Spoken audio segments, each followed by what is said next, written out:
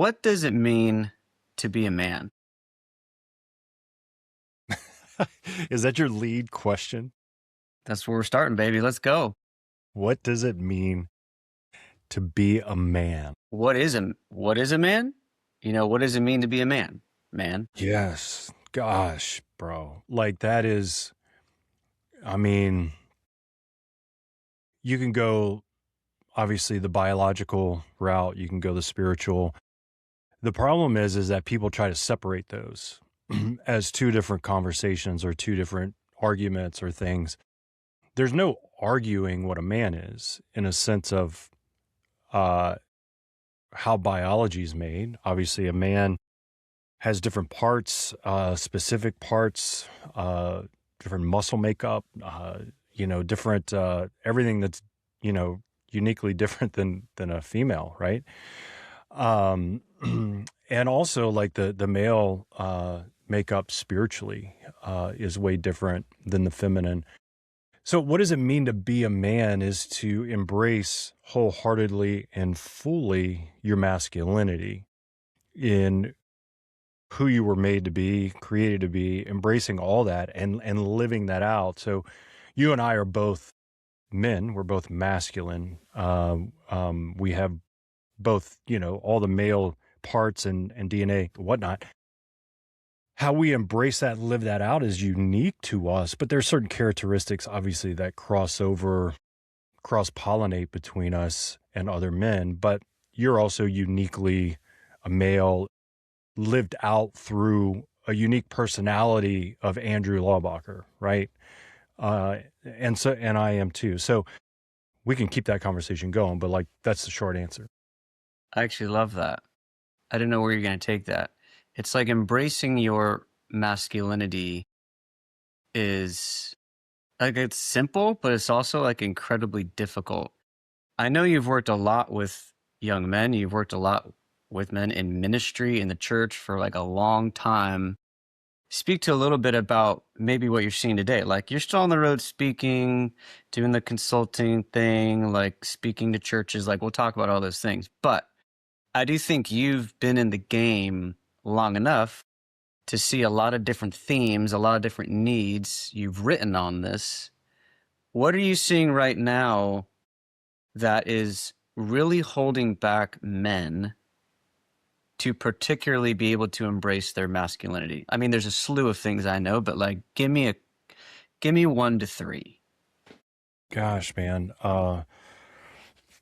Whew. At the end of the day, one of the characteristics of, I believe, of masculinity is doing hard things. And I often find in our culture navigating around hard things, like the best way to get in trouble is to take the easy way out. Mm. And so, but the masculine, the male takes the hard way through, and that's in your vocation, that's in your marriage, that's in fatherhood, that's in the priesthood, that's in single life, that's in whether you're in the army or you're behind a desk in your job. One of the characteristics of real masculinity and being a man is to push through hard things, because that's what develops really this sort of grit and perseverance and courage within man. When we run from those things, I think we tend to leave behind the parts of us that are good that we never discover. That's deep right there, actually. Yeah, when you think about different hard things you've gone through in your life, thinking about what came out of it, obviously, again, with a biblical worldview landscape, like suffering has a completely different purpose and meaning. And when you see a lot of these kind of secular atheist guys today in I think it's called the manosphere, right? I don't follow a lot of this stuff, so I don't know that like apparently like looks maxing is like a thing where guys are like, Paul, you have to understand your jaw is like amazing. Okay. And I don't know if you're doing the hammering thing every day or how to do the looks maxing thing, But you have the jaw that people are trying to like create on all of their like social media platforms. Like Really? you were maybe the OG, like just had the jaw, you know what I mean? I haven't But heard of this actually. So this is apparently it's like guys that are like, I don't know if it's like hammering or like doing things to their jaw to shape it to make it like look more masculine. I think it's called looks maxing. Um, that's part of more the social contagion effect in the digital realm, and we'll get to that at some point. But I am interested to unpack this idea a little bit of like, wow, there's things that you could have discovered if you would have taken a harder path, which to me, the harder path, and this is like Stoics love to talk about this, and even atheists that are interested in some of these topics of, you know, asceticism and things like that. There's multiple ways to express and act out hard things in our modern world. But speak to me a little bit more of what that's looked like in your own life. Like, what have been some of the hard things that you said yes to that you discovered good things out of that you're like, whoa, if I didn't choose that, I wouldn't have known. Yeah, I mean, masculinity a lot of times, like if you look at it like, oh, it's like on opposite ends of the spectrum. It's like, oh, the Navy SEAL, right?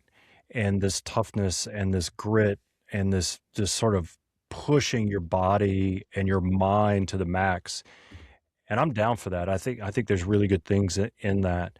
Yeah, Uh, and, but a lot of times it's that leaving behind also the spiritual or the emotional side. So for us as men to say that we're not emotional beings, that we're not spiritual beings, is to say that we're not human, that we're only a physical being. And if we, you know, chisel our jaw and we work out and do all these things that are push us to this extreme on the physical end and leave behind the emotional and spiritual. I mean, if you do the studies on the amount of people who went to war, who did some of the hardest things, and then come back and realize that they never talked about emotion. They're severely depressed. The suicide rate goes up, the totally. depression, those types of things. So, or you have this other opposite end of the spectrum that we're just this spiritual being and we're super soft in that. And, we're passive men. Uh, and sort of this idea that Jesus, maybe if we're a Christian, was kind of super passive and almost like effeminate, and that's not true either. And when we merge our masculinity, it's merging who God created us to be as men, spiritually, emotionally, and physically. All those three things require us to do very hard things to make us fully who we are. Like pushing through my emotional baggage and wounds, like that's an extremely hard journey, man. Like that's one of the hardest journeys For sure. I've had to make uh, and continue to do, right? And I walk with guys who are trying to do that. And it's one of the hardest things. They can go to work and be super successful and go home and fail.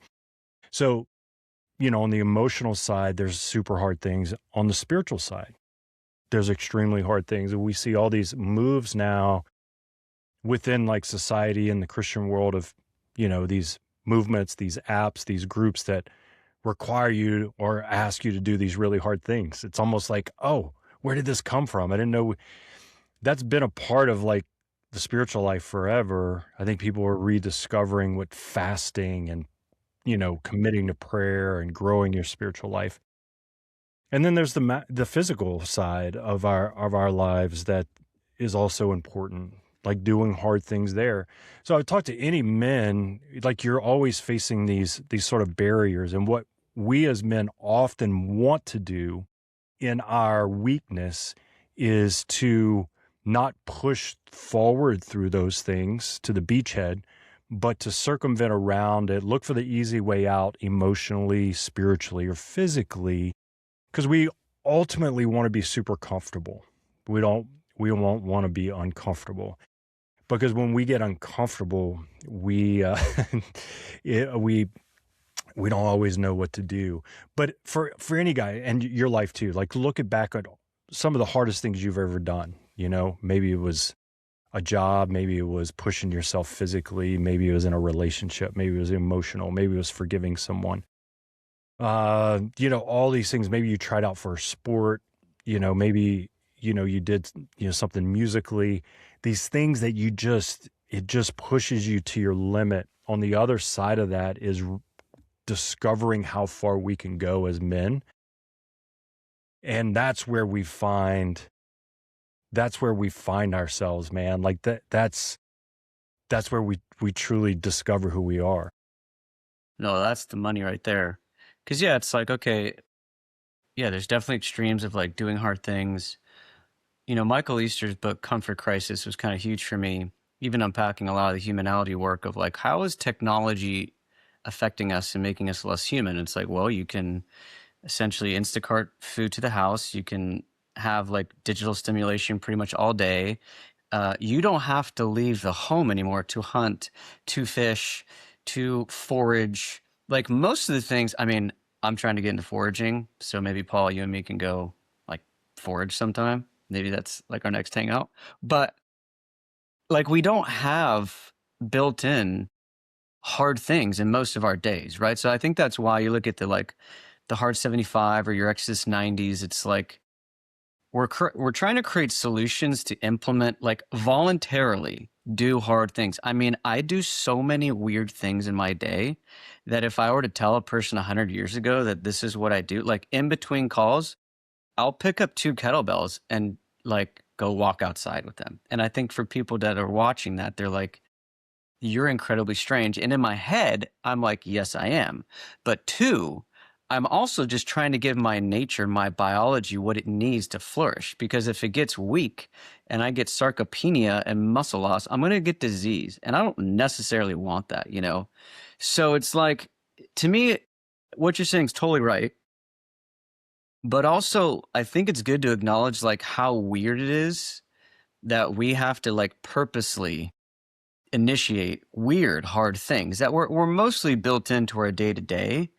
And like that doesn't happen anymore. Like Arthur Brooks has been sharing this, and it's funny because it's true, but it's like your grandpa wasn't pushing the plow in the backyard and having a panic attack, you know? Like that just wasn't part of their Yeah. day. Yeah. I mean, like you go into my garage, it's where I work out. It's easy. It's at home. I push myself. It's Louisiana. I don't have an AC. I need that. I think it's so good for me, mentally, spiritually. Like it is like a necessity. But 1,000 years ago, if you would have walked into my garage and saw a bench press, you would have been like, dude, what in the world? You know, are you Yeah. crazy? Guys didn't work out. They didn't need to because they were pushing a plow in the backyard. They were, you know, hammering fence posts and, Yeah. you know, working the land. And there was a built-in, very physical, masculine way of living life. And now that we've become so, you know, modernized and urbanized, now men are looking for ways to be masculine, but it's built into us. It Yeah. the desire is there. I think now we have to be more intentional about it, obviously, because if we're not, we can become very sedentary in all areas of our life. I mean, very. Like, I don't have to wake up early and pray and work on my spiritual life.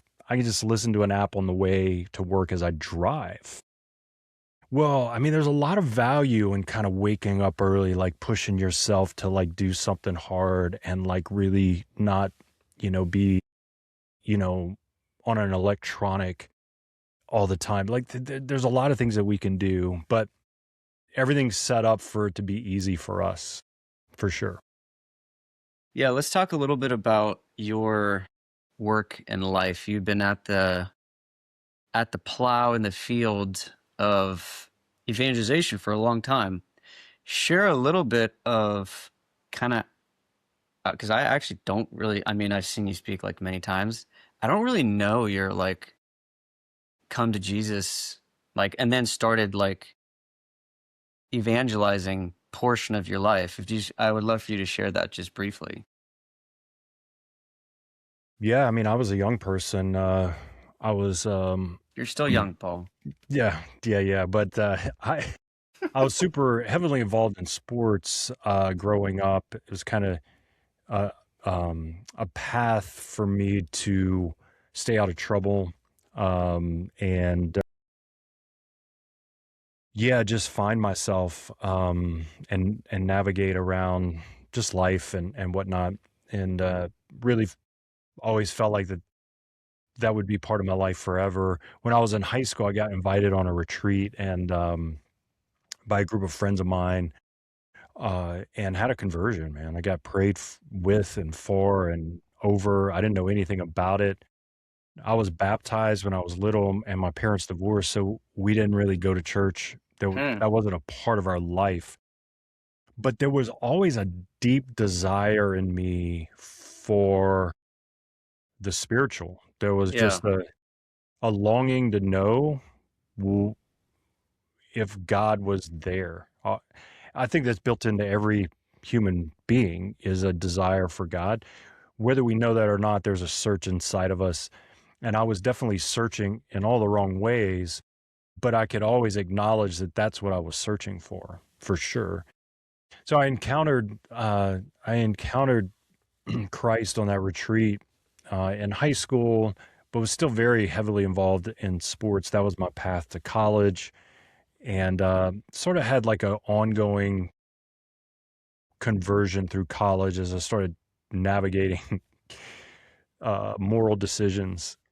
You know, Yeah. uh, what? Were you in like frats or what? No, sports is it's frat in itself. Yeah, yeah, yeah. Yeah, That's a good point. that's its own culture that you know can be anti-godly or very godly. It just depends on who you're Hmm. around. Um, and um, but it was really in college as a young man that I found that I can now link together this world of sports and how hard I would push my body and myself to achieve something. I mean, I'm talking about like to the extreme, right? Um, and this emergence of my spiritual journey could come together. They didn't have to be two separate things. They didn't have to be parallel journeys of I needed to be this spiritual guy over here who encountered Jesus and this, this masculine, sort of physical guy over here. But I could begin to merge those things. And I would say for me, like the last thing to merge would have been the emotional side, my maturity. Like my physical and spiritual began to merge, but my emotional baggage and stuff was probably the third leg of the journey that needed to catch up. And I started doing a little bit of work with that for counseling when I was in college. And then when I got married, all of it hit the fan. And I had to deal with it because I had someone else in my life that it was affecting. And I loved that person enough that I didn't want it to affect her that way. And so I did a deep dive with Dr. Bob Schutz over years in some healing work to just catch myself up emotionally through some healing. And yeah, I would say, I'm probably in the second best shape I am in my life right now at 51. And I feel very good, but I am in the I'm in the best overall condition of my life, mentally, spiritually, um, and physically through a lot of hard work, like just a ton of hard work. So, Well, dude, that's like great to hear. And then it's also like, I think a really good reminder to young men too. Like, if you don't, the idea that we can put in the work in that sense of working through emotional, psychological, spiritual pain and it just like go away is also wrong. Like this is a long journey to go into self and start to address wounds, beliefs, addictions, so like in some sense it's like incredibly encouraging, to hear that. And then also it's like crap like it's going to take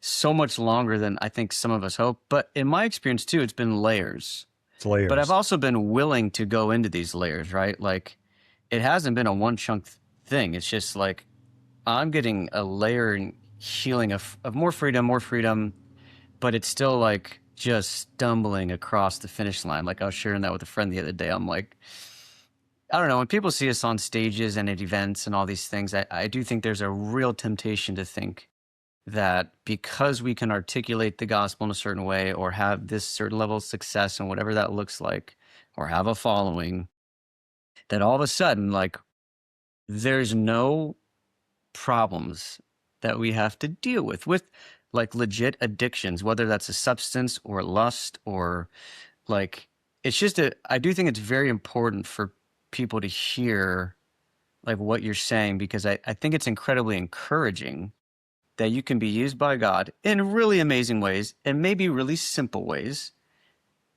And he's like willing to work with us. Yeah. Dude, we're human, and the thing that makes us human, I mean, there are a lot of things, but the one thing that we all have in common is that we're imperfect. And so, like, gosh, I just really align with people who are really authentic about their imperfections, because that's the human journey. And the beauty of being a Christian is that we believe that Christ doesn't walk with us on some parallel journey, but he walks in us and with us on the journey. He meets us where we are. I was asking a guy who was training for a marathon, who's never run one, who didn't look like he should be. And I said, That's a very well, nice way to say that. yeah, no, it was good. I mean, I know him well enough to say, well, I mean, Yeah, where are you going to start? And he said, I'm starting by just walking. I mean, that's like it. that's it. Like if guys or anyone's listening, is like the journey just starts by walking, and that's the intentionality. Saying, I'm just going to walk forward. And for me, just like what you've said, I mean, I've used that analogy many times in my life. It's just layers, one layer at a time, that God peels back and says, hey, let's work on this. And then we'll go to the next one. I mean, when I started this journey as a 19-year-old, you know, if God would have showed me everything by peeling everything back, I would have run. I would have just taken off and be like, no way. Great point. So it's important that God's very patient with us to understand that. And, I would have ran from everything, my vocation. I would have ran from it all, because it would have looked way too hard. But if you just start by walking, which is what I do every day, and when we fall off the path, I know what to go back to, right? Mm, Like, so it's just like, oh, let me go back to what I know. Let me just start again. Let me walk again. And God meets us where we are. yeah. No, it's a great reminder. I want to shift gears into ministry and business. I think this is a huge topic. We won't be able to go too deep into it, but you were in ministry for many years and then went into more of the business consulting world. I would love to hear about some of your thoughts on this idea. So let me unpack this, because I think this isn't being talked about enough. And in my experience too, like I wish someone would have told me this, which is, okay, you going into ministry, you know, for me, getting a theology degree, if you feel called to marriage and have a family, it's going to be very difficult to monetarily support your family. And I know you and a whole slew of other guys that have been in ministry for years and then eventually had to move into some other different business role to be able to provide for a growing family. My fear is that, like, as a church or as a whole, and no one, I'm not mad about this, really, as much as even in the music space, where like no one really told me like, hey, when you're traveling around the world nonstop, like you're gonna be super lonely. It's gonna be really hard to facilitate any relationships. You're actually not gonna make like that much money, and you're never gonna have like consistency. Like those are all trade-offs, right? That like no one really talked about. So you've been in the ministry world. You're raising a family, and I don't know how much you want to speak to this money piece, but I do feel like we need to start talking about this, right? Like, is it prudent for men who are looking to grow families to live off of like church salaries? Massive topic. I want your thoughts. Yeah. I mean, well, everyone has a unique calling. Some people are called to be full-time missionaries, so Mm, I won't argue with that.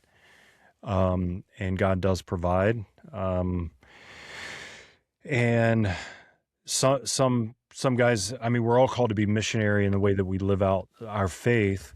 Um, how God calls us to support our family and to live out our vocation is different, but it has to be within balance. So, in a sense of if ministry work or even my job in general is more important or takes up more time than it needs, and it takes away from my family, me living a healthy life, community, having a relationship, even if you're single, like being able to sink some roots in a community, then there's something off balance, right? mm. And if that off balance is also like the finances just don't add up for our ability to do that. So, years ago, as my kids got older, I needed to be home more. I had a choice to make. Okay. And we all do, is who's going to drive my schedule? Is it going to be my family or my work? We all have to ask that question no matter what industry we're in. Yeah. And so, we made a conscious decision that our family would drive my calendar, our calendar. In that eliminated a lot of opportunities, right? Things that on the outside looked good, things I had to say no to. And so I had to pivot as well, with a little bit. And that's where you always discern things through the lenses of your vocation and what's needed and the health of yourself and your family or your life. Like you said, if you're on the road all the time and you don't have friendships, like what is that Yeah, doing it's for you? super hard. If you don't have balance to be able to take care of yourself and have a rhythm for your life, then is that worth it? So, so yeah, the good thing about with my background is I was able to grow into some consulting and do more things in the business world on the consulting end with strategic planning, helping nonprofits grow, things that I had experience in through the ministry side that when I was doing them, I was like, how's this going to ever pay off? And it did. So yeah, I mean, everyone's kind of different in their vocation and in their work. Yeah, and that's kind of the mysterious part, right? Of all those years of you growing nonprofits and being on the road and doing these things, like built up skill sets to be able to do what you're doing now.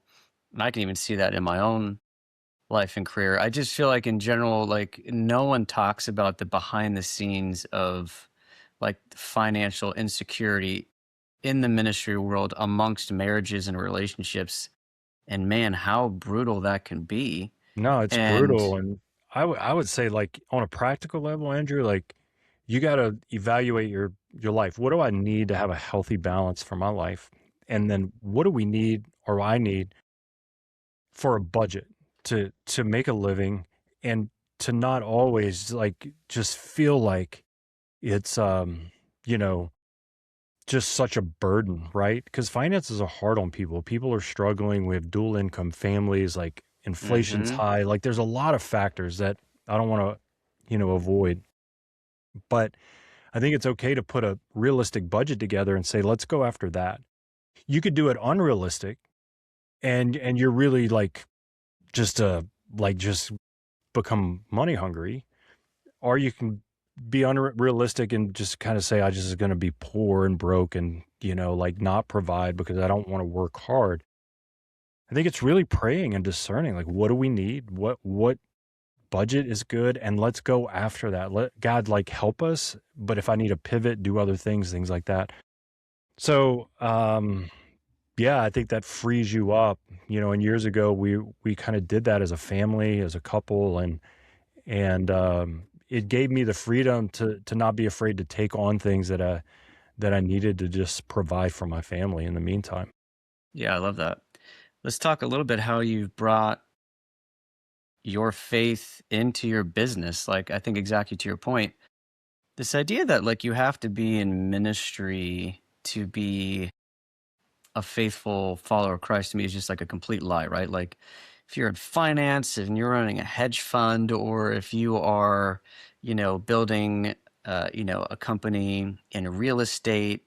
I mean, name the job. Like to me, the greatest news about Christianity is like your work is redeemable and can be amazingly fruitful in the kingdom, like by providing good service and good quality products and building great organizational health and all these different things. Like that to me is so exciting on so many different levels. um what was that kind of transition like for you, where it's like you're in more business corporate world, and how was bringing your faith into that like fruitful, and also like maybe how was that difficult? Yeah, I mean, I think it's difficult because in the business world, we don't know where as well as where people align or what they're thinking or if they're spiritual. Whereas when you're in ministry, in the ministry world, it's like, oh, everybody at least kind of thinks like this or acts like this, right? At least on the outside. But so there's a little bit of fear. But what I found is the best way to incorporate your faith into your work is to be authentically who you are uh, as a Christian.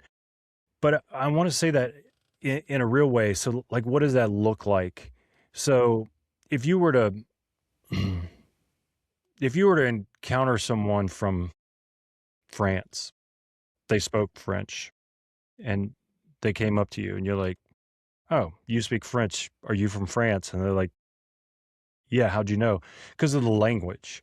There's a unique language, right?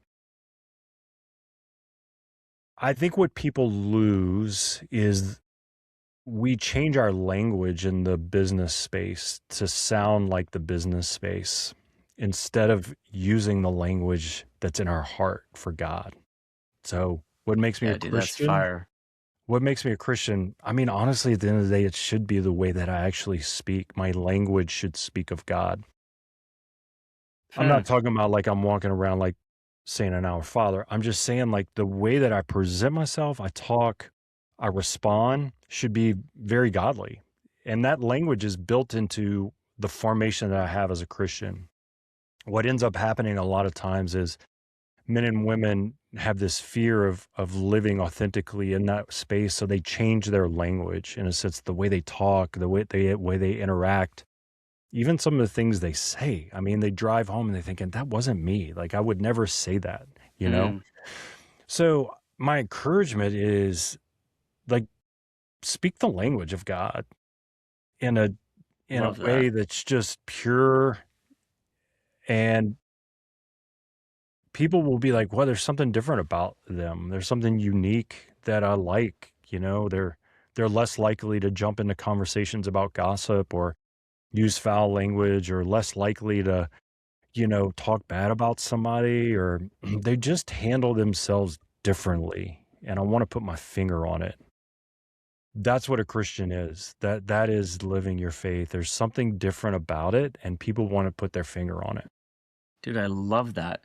And I love like Sirach and Proverbs and all of these kind of like wisdom literature. I just love reading that world in the Bible. And it's funny because that comes up so often actually, and it's in the book of James too, right?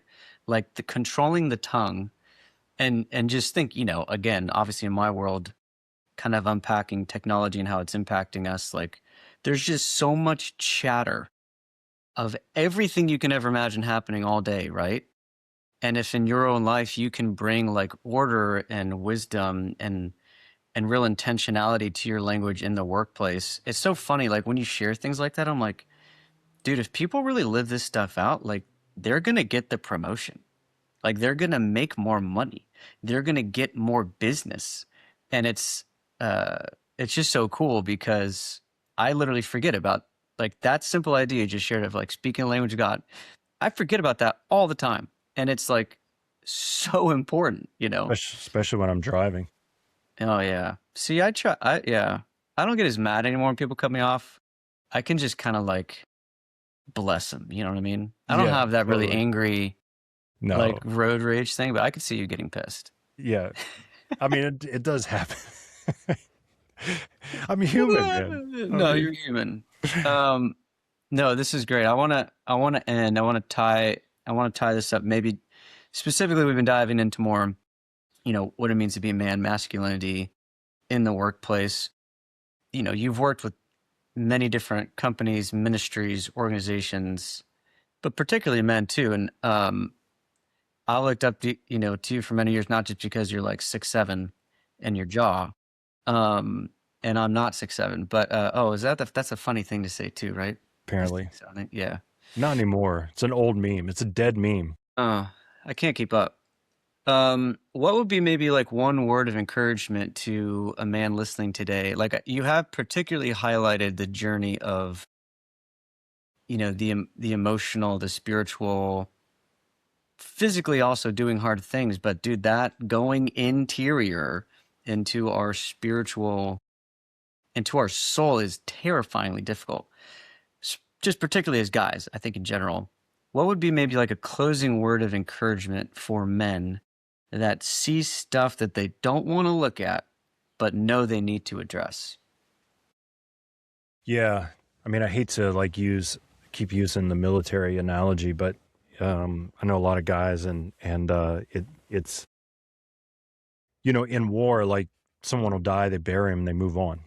Like they don't grieve. They just go to the next battle. And it's not till months or years later that this stuff resurfaces. I mean, uh, so what ends up happening, I think for guys, one of our tendency, the reason I use that analogy is like we have a tendency to bury things and move on. I mean, it's kind of just built into the makeup of who we are as men. um, Part of that's in a sense good. Someone attacks our home, we defend it, we move on, we don't think about it. Like let's move on to a safe place, shelter. Like there's something good about that in a sense of like our resiliency is a good virtue. However, if we just bury things and never deal with them, they always 100% of the time is the equation will resurface in some type of behavior in our life down the road. It'll be fits of rage, anger, depression, sadness, uh, patterns of behavior that are off kilter.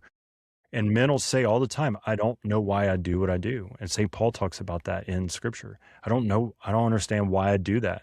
I don't mean to, or I don't know. It's because there's something deeper there that we've never really connected the dots on.